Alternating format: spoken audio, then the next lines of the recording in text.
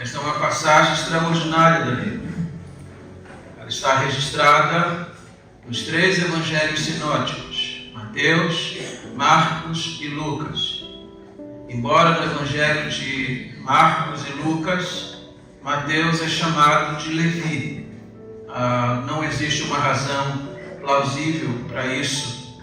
Nós não temos uma resposta para esse motivo. Alguns chegam até a supor que era um outro personagem, mas é consenso que se tratava do mesmo Mateus deste evangelho. O que nós temos aqui nesta passagem? O texto indica que Jesus ainda está presente em Cafarnaum. Cafarnaum foi a base principal do ministério de Jesus, onde Jesus estabeleceu o seu QG, o seu lugar de trabalho específico. E diz a Bíblia que ali, naquele lugar, ele encontra um homem chamado Mateus. Cafarnaum era uma cidade aduaneira. Por ali passava uma estrada muito importante, uma rota comercial que ligava Damasco ao Egito. Nenhum produto entrava naquela região e nem saía dela sem que fosse taxado, sem que fosse cobrado imposto. E é ali que Mateus está trabalhando. É ali que ele está exercendo a sua função em nome do Império Romano. E diz a Bíblia que Jesus está saindo de Cafarnaum. Ele está partindo dali. Mas antes de sair de Cafarnaum, passando por ali, ele vê um homem chamado Mateus, um cobrador de impostos, e lança sobre ele o seu olhar e faz a ele um chamado específico para uma obra específica. Mateus é aquele que recebe a graça de receber um duplo chamado. Ele é chamado para a salvação e ele é chamado no mesmo instante para o serviço do Mestre. Que privilégio! Ser chamado para a salvação é considerado o maior privilégio que um homem pode receber. Mas o Senhor cumulou de mais um, deu a ele o privilégio de servir entre os apóstolos de Jesus Cristo. Vamos olhar para a passagem, vamos prospectar as lições que este texto pode nos ensinar, pelo menos à luz daquilo que o vosso pastor pôde compreender. Em primeiro lugar, a escolha de Mateus. Mateus não era a escolha mais recomendada. Os publicanos eram considerados as pessoas mais vis e desprezíveis dentro de Israel. Eram considerados inimigos da pátria, porque compravam o direito de cobrar impostos em nome de Roma. E não apenas isso, eram também mal vistos, porque eram considerados desonestos, porque na hora de cobrar o imposto, via de regra, sempre acrescentavam algo a mais. O Talmud, que é um livro importante dentro da religião judaica, uma espécie de extensão ou de suprimento para a Torá, se refere aos publicanos e aos cobradores de impostos como sendo semelhantes aos porcos, imundos como os porcos.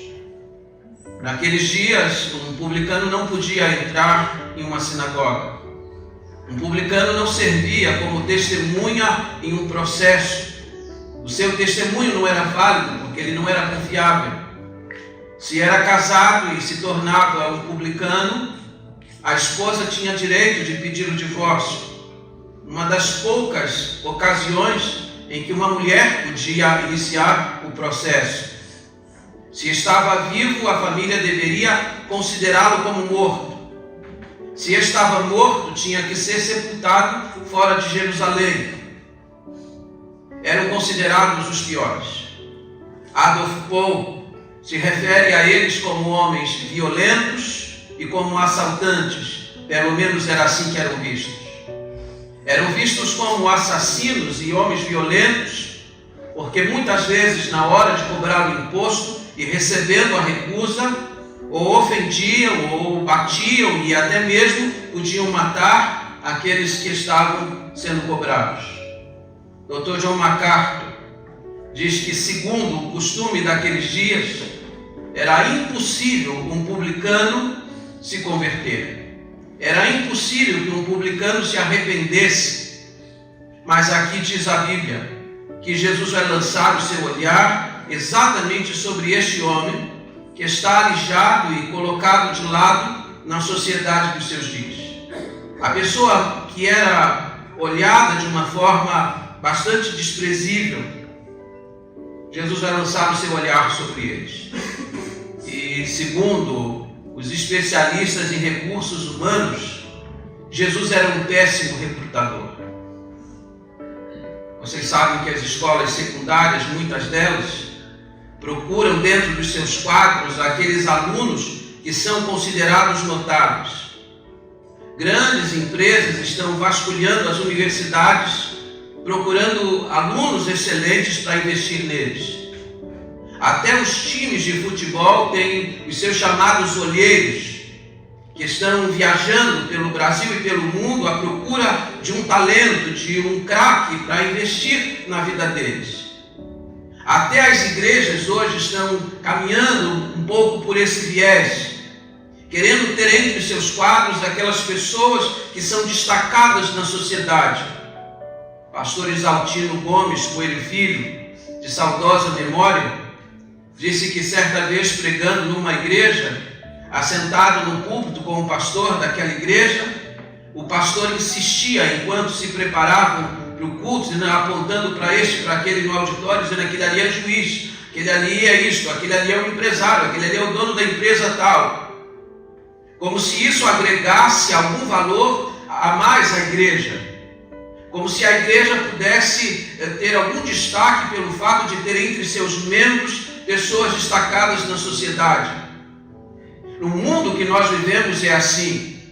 As pessoas querem procurar os melhores, os mais destacados. Ninguém quer investir num perdedor. Ninguém quer investir num miserável, num vil homem, dentre aqueles que são considerados assim na sociedade. Mas louvado seja Deus, Jesus não é assim. Jesus, passando, viu a este homem, lançou sobre ele seu olhar e fez a ele um chamado eficaz, dizendo: segue-me. Aliás, por que vocês acham que nós estamos aqui? Por que vocês acham que um dia Jesus lançou o seu olhar sobre nós e nos chamou para segui-lo?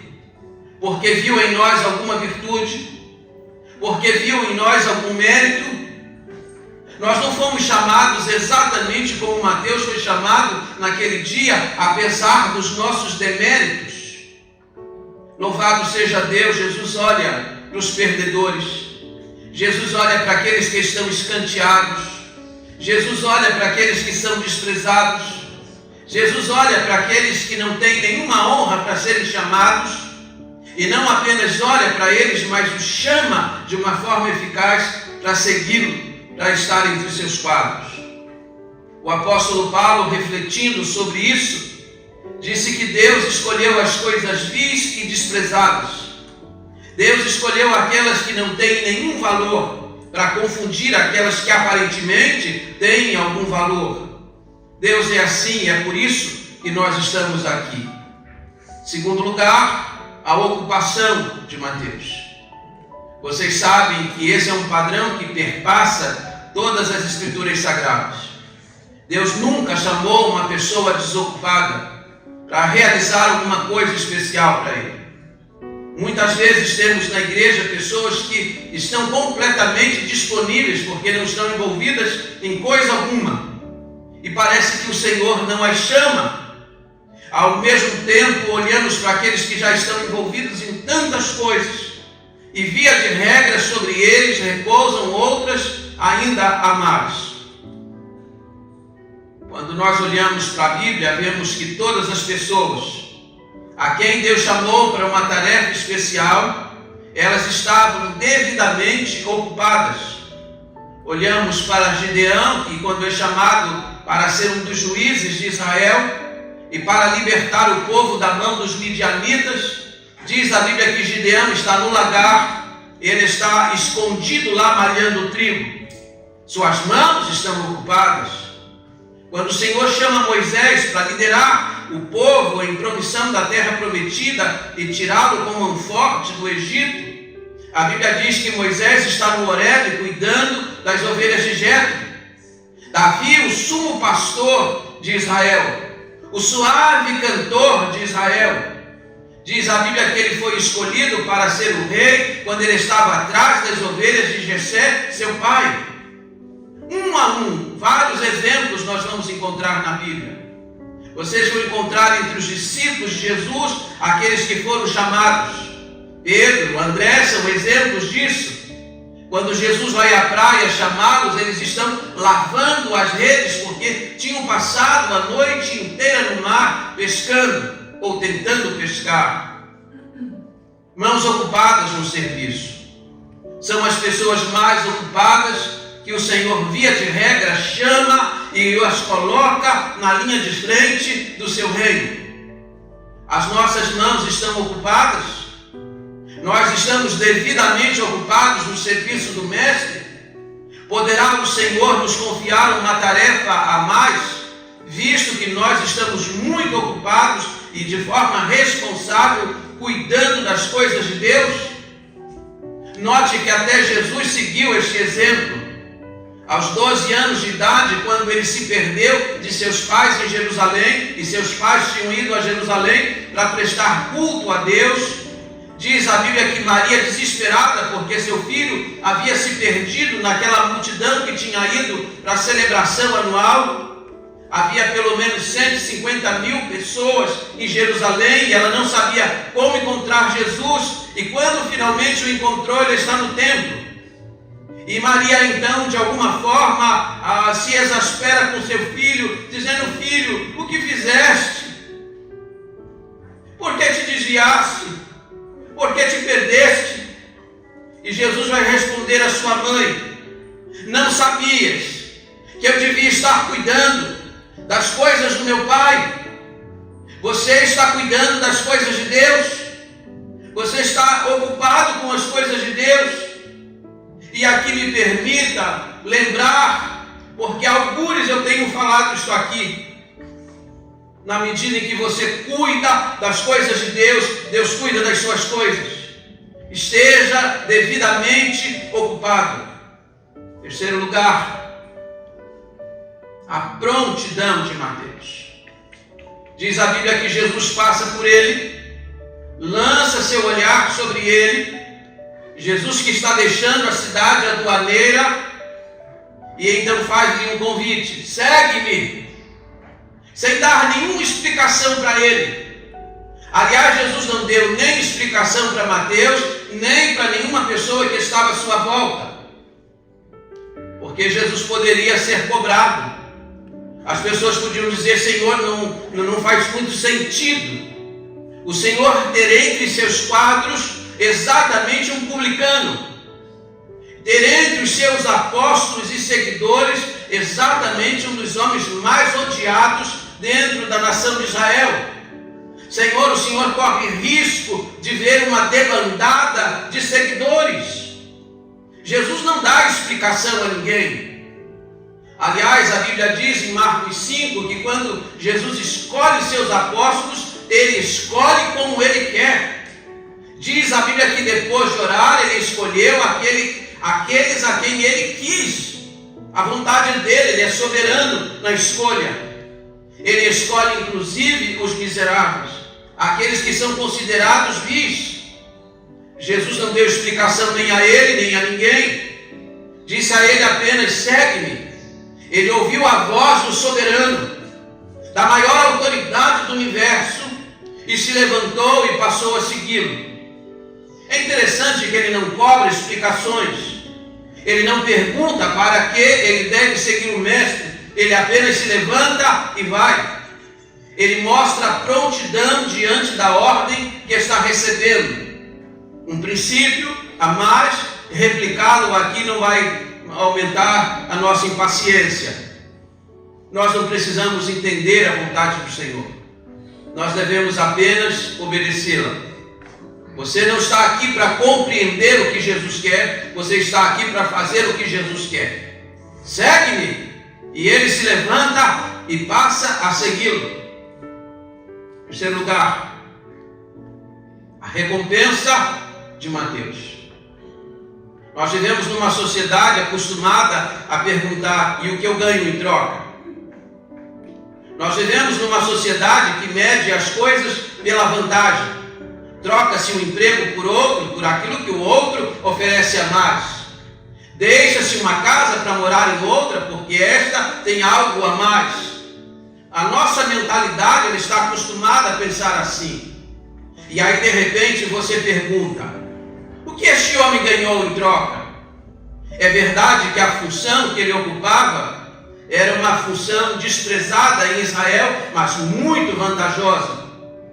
Ninguém se tornava cobrador de impostos apenas por uma nomeação. As pessoas compravam esse direito. Somente pessoas que tinham bastante recursos podiam comprar de Roma um título para poder começar a cobrar impostos na Palestina. Este homem comprou o direito de cobrar impostos.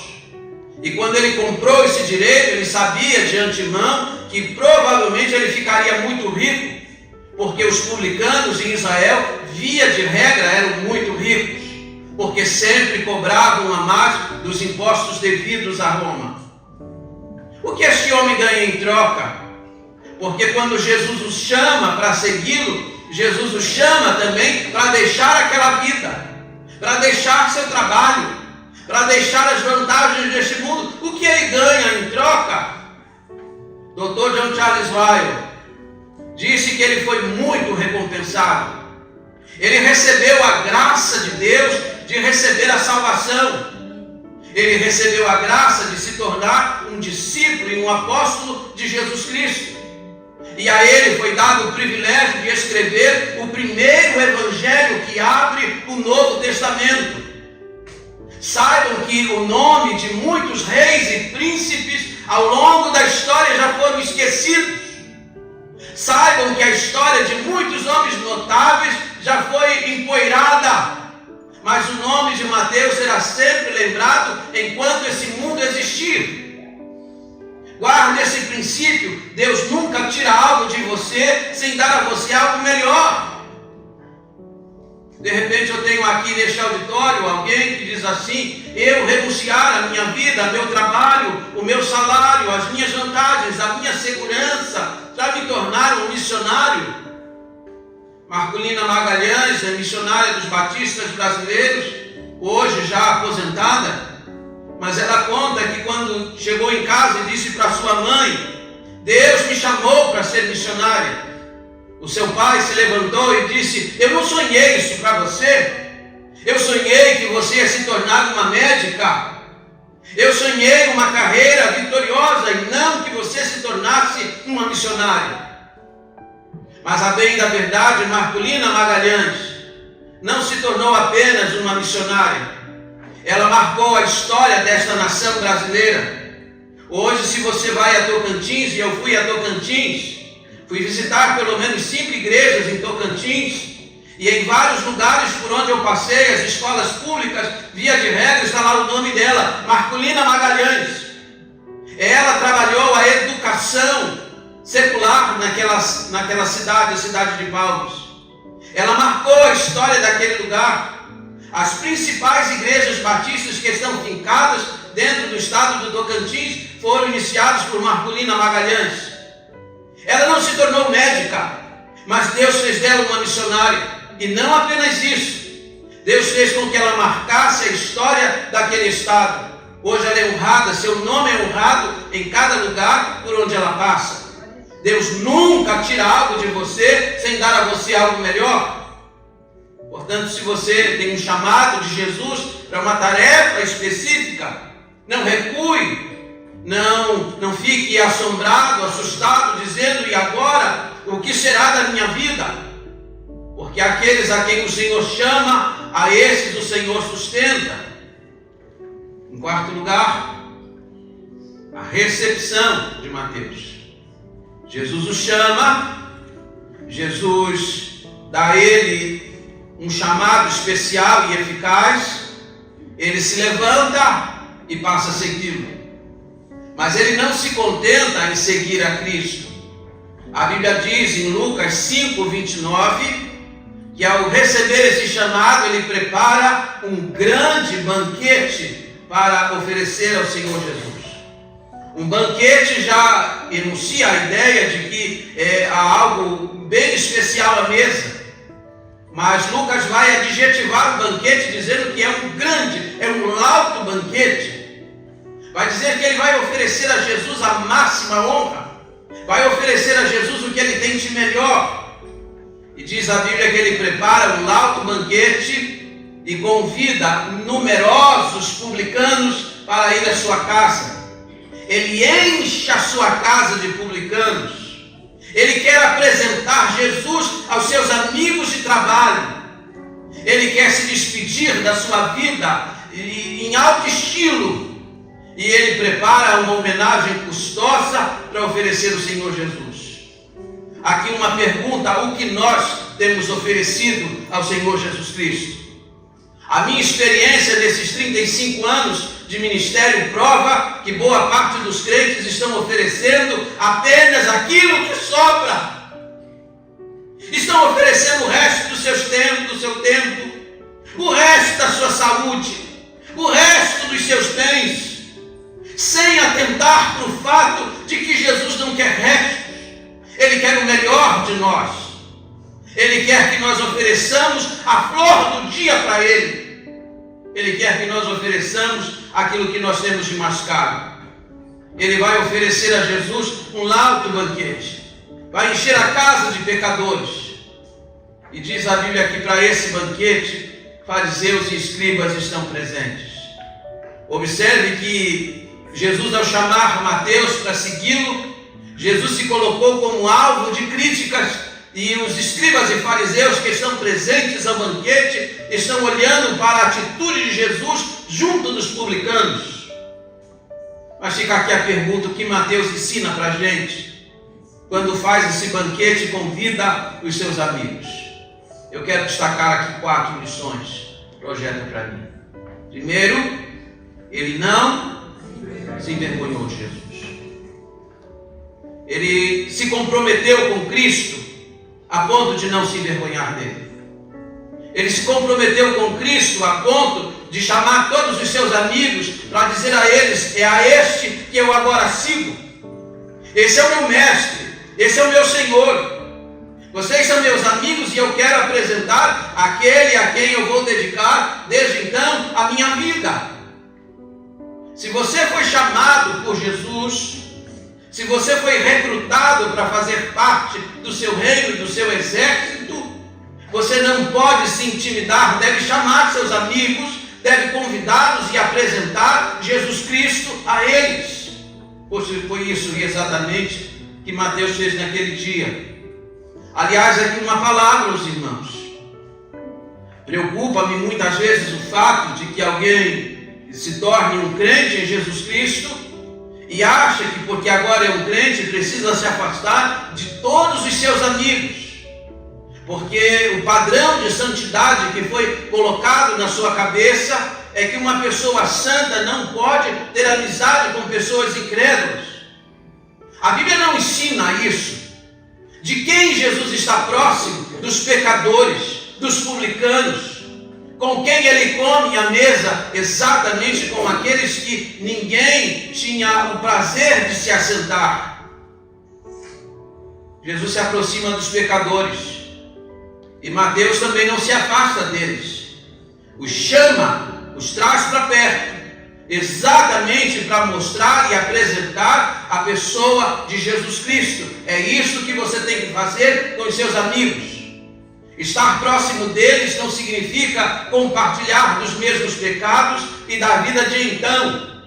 Mas você não deve cortar a amizade, porque não haverá outro meio deles conhecerem a Cristo, senão pelo fato de você se tornar e continuar sendo amigo deles. Segundo lugar, ele se despediu da vida antiga. Aquele banquete era um marco decisivo em sua história. Aquele banquete ia marcar uma ruptura na sua história. Era o momento em que ele deixaria a vida de publicano para se tornar um discípulo e apóstolo de Jesus Cristo. Tem que haver um momento na nossa vida de ruptura. Tem que haver um marco na nossa história. Quando realizamos aqui a pública a profissão de fé para batismos, sempre pergunto qual foi o momento. O irmão, a irmã identifica o momento em que essa decisão aconteceu, em que esse compromisso com Cristo se firmou. Tem que haver em nossa vida um antes e um depois, e este banquete vai marcar na vida de Mateus o antes e o depois da vida dele. Ele está fazendo esse banquete para dizer: nunca mais eu volto à coletoria, nunca mais eu vou extorquir alguém. Aliás, a partir de hoje, eu vou investir a minha vida não na destruição, mas na salvação de pessoas. Terceiro, ele transforma a sua casa em uma agência. A casa de Mateus naquele dia se transformou num instrumento de salvação. Ele fez exatamente aquilo que Cornélio havia feito quando mandou chamar a Pedro. Ele preparou sua casa, ele encheu sua casa. Ele fez da sua casa um instrumento para salvar pessoas perdidas. Encheu sua casa de pecadores e convidou Jesus para entrar naquela casa, para que Jesus pudesse então, de alguma forma, imprimir a sua influência e o seu poder na vida dos seus amigos. E em quarto lugar, ele mostrou o pioneirismo. Até então não havia registro de um publicano seguindo a Cristo. Ele foi o primeiro. Ele abriu a porta para que outros viessem depois dele. Zaqueu veio depois, era o chefe dos publicanos e também recebeu a Cristo como seu Salvador. Você pode ser o primeiro na sua casa, você pode ser o primeiro na faculdade, você pode ser o primeiro no seu setor de trabalho. Eu recebi uma senhora aqui na igreja e disse: pastor, na minha família não tem registro de nenhum crente. Eu disse para ela: então a senhora seja a primeira. Abra a porta para que outros possam vir depois. Mateus está mostrando pioneirismo neste caminho. Ele está abrindo a porta para que outros publicanos se acheguem a Jesus Cristo. A partir do seu exemplo, outros observaram que Jesus não tinha uma santidade repelente, que podiam também se aproximar dele. E aqui eu vou terminar. Por favor. Vou terminar com 3 lições finais e práticas. Quando Jesus está naquele banquete, que está sendo servido por Mateus, a Bíblia diz que os fariseus e escribas estão ali observando, provavelmente não foram convidados, apenas entraram, porque a lei oriental dizia que quando uma porta estava aberta, qualquer pessoa podia entrar no recinto. Pelo fato deles estarem observando Jesus comendo com os publicanos, e eles pensam: como pode? Ele está comendo com esses homens. Indica que eles não estão participando do banquete. Eles estão apenas ali como observadores, procurando motivo para censurar o Senhor Jesus Cristo. E eles censuram, lançam sobre ele uma pesada crítica, embora não tenham coragem de fazê-la diretamente à pessoa do Senhor.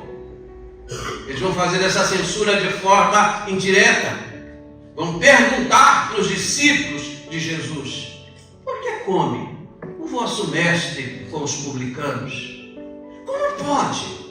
Ele que se diz tão santo, está comendo com pessoas tão vis e desprezíveis? Como pode ele se assentar à mesa com pessoas desse tipo, desse naipe? Eles não fazem a crítica diretamente a Cristo, mas Cristo escuta. Todas as vezes que você fala, Ele escuta. Todas as vezes que você pensa, Ele sonda. Não há nada escondido para Jesus.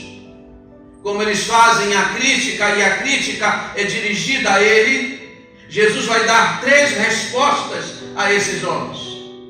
Primeiro, acerca da sua missão.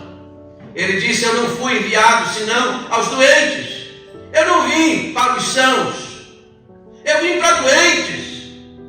Quem são os sãos nessa história? Os sãos aqui são os fariseus e os escribas. Quem são os doentes? Os publicanos, assim como Mateus, que são cobradores de impostos, que são desprezados aos olhos da multidão, que são marginalizados na sociedade. Esses são os doentes para os quais Jesus Cristo veio. Ele não veio para os sãos. E aqui preste muita atenção no que eu vou falar. Quando Jesus diz que não veio para os sãos, ele não está fechando a porta do reino para fariseus e escribas. Ele está apenas dizendo que a porta não se abre para aquele que não reconhece que é doente. Só os doentes é que vão ao médico. Ou alguém aqui acordou assim, estou me sentindo tão bem, não tenho doença nenhuma, mas mesmo assim eu vou no médico hoje. Não conheço nenhum exemplo assim. A gente até faz um exame periódico, o check-up, para ver se há alguma coisa que ainda não foi identificada, mas via de regra, ninguém vai ao médico se não sabe que está doente. Dwight Moody, o grande missionário e o grande evangelista de Chicago, nos Estados Unidos, disse que um dia foi evangelizar numa penitenciária chamada Tombs, na cidade de Chicago. E ele foi então à primeira cela e perguntou à pessoa que estava ali o que o senhor fez. Aquele preso disse a ele: eu não fiz nada, eu sou inocente. Então ele foi à segunda cela: o que o senhor fez? Eu não fiz nada, eu sou inocente. Terceira cela: o que o senhor fez? Eu não fiz nada, eu sou inocente. Visitou 50 celas e todos diziam que eram inocentes. Até que na 51ª cela, ele perguntou o que o senhor fez. Ele disse: eu cometi um roubo. Ele disse: graças a Deus eu achei um pecador. Graças a Deus eu achei alguém que admite que fez alguma coisa errada. O que está acontecendo nesse banquete? Todos aqui são doentes, mas só alguns reconheciam que estavam nesse estado. Não havia ninguém são naquele lugar, todos eram doentes, e doentes por causa do pecado, mas somente um estava reconhecendo esse fato. E Jesus disse que a menos que você reconheça a doença, ele não veio para você, ele só veio para curar aqueles que reconhecem a sua debilidade e a sua miséria. A segunda coisa, acerca do interesse de Jesus. O que é que Jesus está buscando? Se você olhar Isaías capítulo 1, Deus estava enojado da vida religiosa de Israel. O Senhor chega a dizer: oxalá houvesse alguém que fechasse a porta desse templo. Eu não suporto mais os vossos cultos. Eu não aceito mais as vossas oferendas que são oferecidas de forma tão solene. Quem dera que fosse alguém lá e fechasse essa porta. Nós podemos pensar que Deus é um ser viciado em culto, que o que interessa para Deus é que domingo a gente vem aqui, se aceite pela manhã e à noite, ofereça um culto bonito para Ele e vá para casa. Deus não está interessado em nada disso. É óbvio que Deus quer o nosso culto, mas Deus quer antes de tudo a nossa vida. Quando Jesus diz aos fariseus e escribas: misericórdia quero e não holocausto e não sacrifícios, o que Jesus está dizendo é: vocês são capazes de ir ao templo, vocês são capazes de oferecer aquelas oferendas bonitas, solenes, aqueles cultos assim, extraordinários, bem montados, todo detalhado, mas vocês não são capazes de me oferecer aquilo que realmente eu busco. Eu busco um culto que proceda da alma, do coração, um culto que não é mecânico, um culto que envolve a vida e o procedimento diário. No Salmo 51, 17, Davi, que havia pecado contra Deus, está confessando o seu pecado. Ele disse que Deus ele está interessado não em cultos, não em holocaustos, mas há um coração quebrantado e contrito, Deus não despreza, disse ele. Davi era rei de Israel, ele havia pecado contra Deus, e ele disse: se Deus estivesse interessado em holocaustos, eu poderia oferecer a Deus milhares de animais em sacrifício.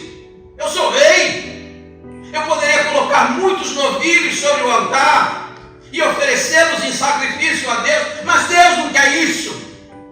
A única coisa que Deus quer é um coração quebrantado e um espírito quebrantado e contrito diante dele. E ele disse: ao coração quebrantado e contrito, Deus não desprezará.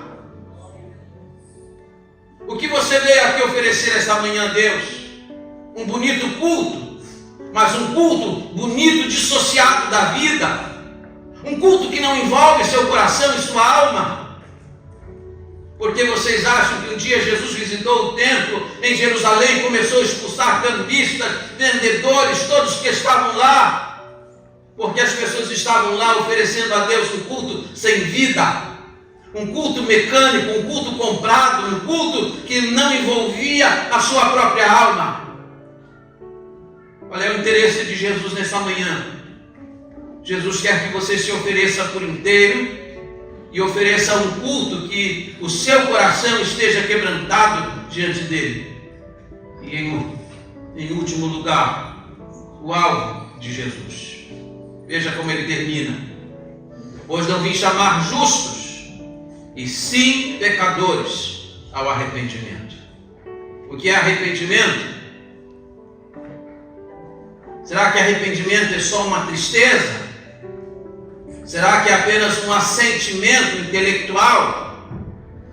Arrependimento envolve mudança de vida. Eu não vim chamar justos, eu vim chamar pecadores ao arrependimento. Eu vim chamar pecadores para uma mudança de vida. Esse é meu alvo. Eu vim buscar pecadores. John Newton era um moço criado na igreja. Sua mãe, uma mulher muito dedicada ao Evangelho e à oração. E John Newton, como muitos jovens, na sua adolescência, fugiu da igreja. Se afastou do Evangelho. Passou a desprezar a religião de sua mãe.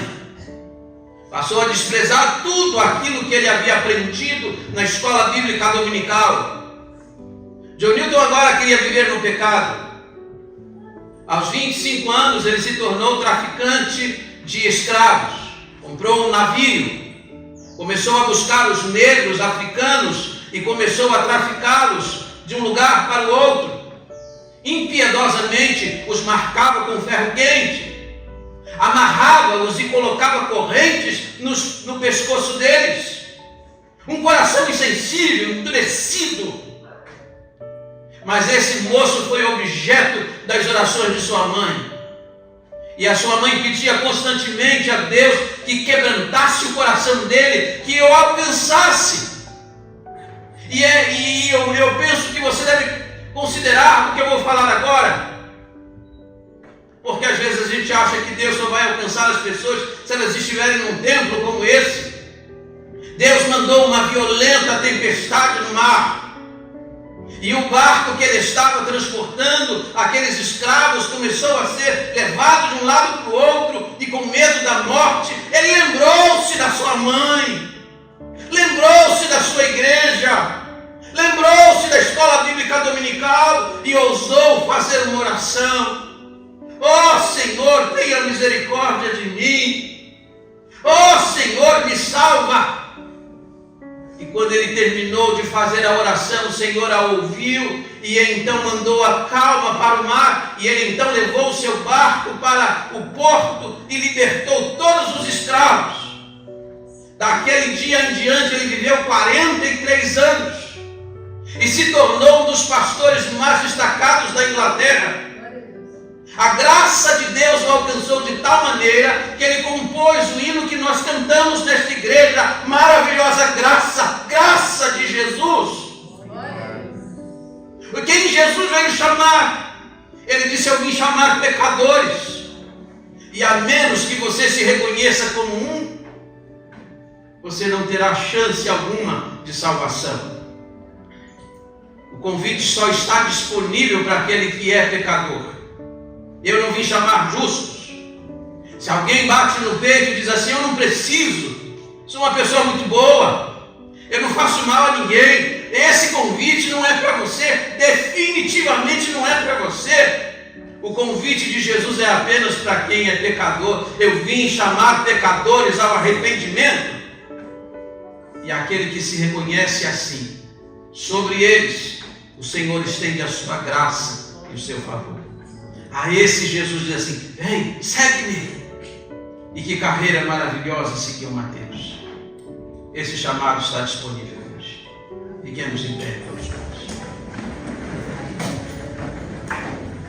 O surpreendente chamado de Jesus. Jesus chama de forma surpreendente. Chama pessoas para as quais a gente diz assim: eu acho que uma pessoa como essa nunca será alcançada. O Senhor tem um olhar todo especial. Seu olhar alcança a todos e em todos os lugares. Vamos orar nesta hora. Ó Senhor, nós te damos graças pela Tua palavra. Te damos graças porque um dia o Senhor também olhou para nós. Nós éramos doentes por causa do pecado, pecadores perdidos, à semelhança dos nossos pais com Ele, distantes do Senhor, desprezíveis neste mundo. Mas o Senhor, que se interessa pelas coisas desprezadas, pelas coisas que não têm valor algum, um dia também olhou para nós, lançou um olhar cheio de graça e de misericórdia sobre nós, e nos fez um chamado tão irresistível: segue-me. Louvado seja Deus, não foi por nossos méritos, não foi por nossas virtudes que o Senhor nos chamou. O Senhor nos chamou apesar de não termos nada disso. O Senhor nos chamou porque essa é a sua missão, chamar pecadores. Obrigado, Senhor, por ter olhado para nós intrigantes. Obrigado pelo chamado especial que nos deu para a salvação e ainda tem nos dado o privilégio de poder servi-lo na sua causa. Senhor, se há alguém aqui neste lugar, hoje pela manhã, que ainda não tomou uma decisão pessoal ao lado de Jesus Cristo, que esta manhã seja uma manhã aceitável para abrir o seu coração decisivamente, para seguir o Mestre, sabendo que Ele os chama na condição em que estão, para a partir de então trabalhá-los e limpá-los e purificá-los para o serviço tão honroso que é o serviço no seu reino. Abençoa esta igreja.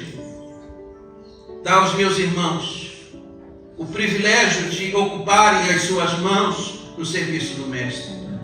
Dá às minhas ovelhas o senso de oferecer a Jesus Cristo não o resto, não as sobras, mas o melhor do que tem, o melhor da saúde, o melhor das suas influências, o melhor dos seus bens, o melhor dos seus dias, o melhor de tudo que possuem. Que tudo isso seja colocado à disposição do Senhor. É a oração que eu faço em nome de Jesus.